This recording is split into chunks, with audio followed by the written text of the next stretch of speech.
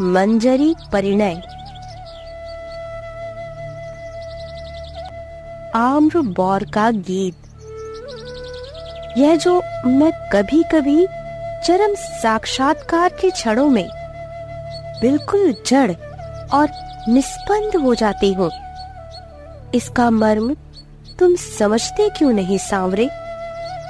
तुम्हारी जन्म जन्मांतर की रहस्यमयी लीला की एकांत संगिनी मैं इन क्षणों में अकस्मात तुमसे पृथक नहीं हो जाती मेरे प्राण।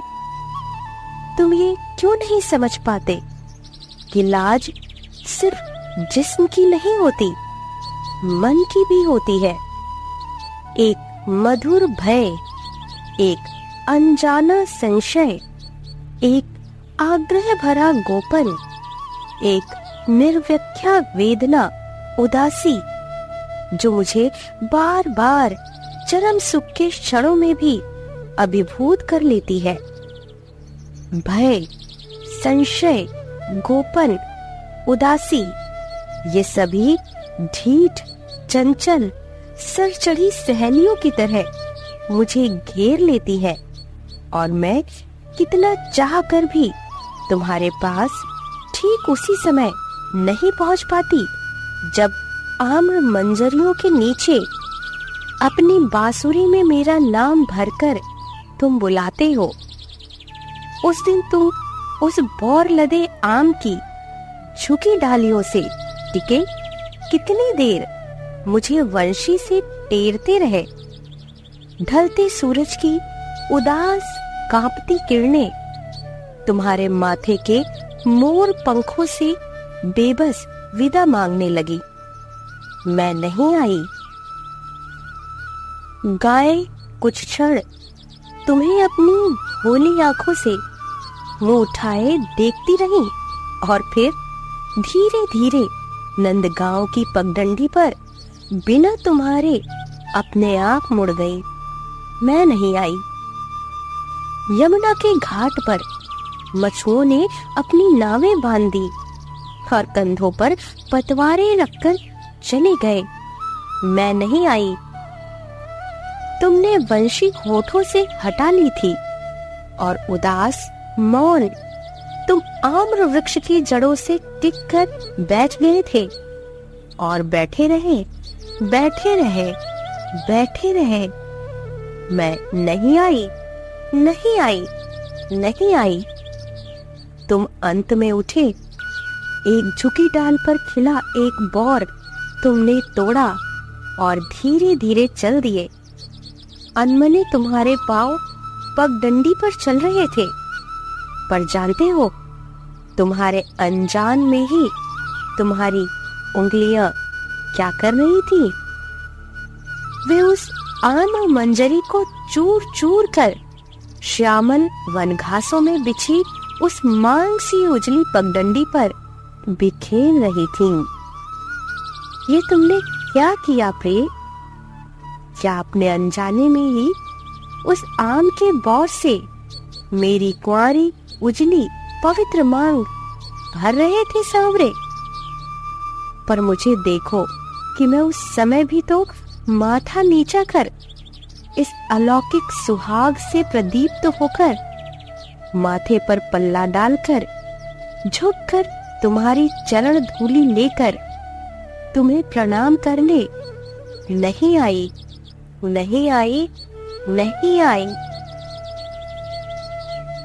पर मेरे प्राण, ये क्यों भूल जाते हो कि मैं वही बावली लड़की हूं ना, जो कदम के नीचे बैठकर जब तुम पोई की जंगली लतरों के पके फलों को तोड़कर, मसलकर, उनकी लाली से मेरे पांवों को महावर रचने के लिए अपनी गोद में रखती हो, तो मैं लाज से धनुष की तरह दोहरी हो जाती हो और अपने पांव पूरे बल से समेटकर खींच लेती हूँ।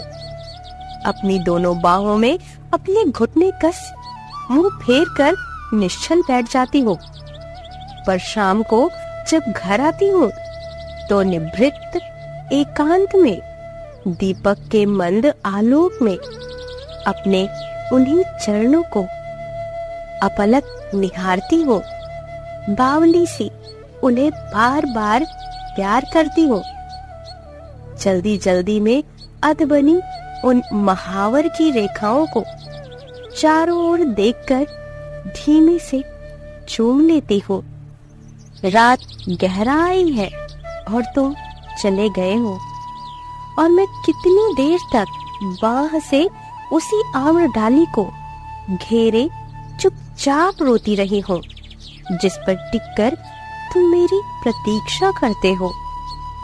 और मैं लौट रही हूँ हताश और निष्फल, और ये आम के बौर के कण कण मेरे पाँव में बुरी तरह साल रहे हैं।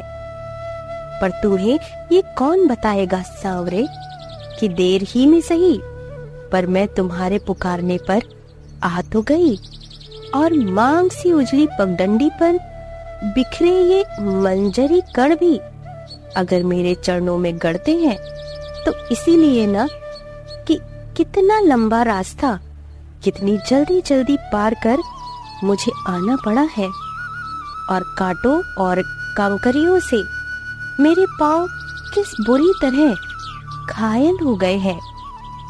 ये कैसे बताऊं तुम्हें कि चरम साक्षात्कार के ये अनूठे क्षण भी जो कभी कभी मेरे हाथ से छूट जाते हैं, तुम्हारी मर्म पुकार जो कभी कभी मैं नहीं सुन पाती, तुम्हारी भेंट का अर्थ जो नहीं समझ पाती, तो मेरे सांवरे लाज मन की भी होती है।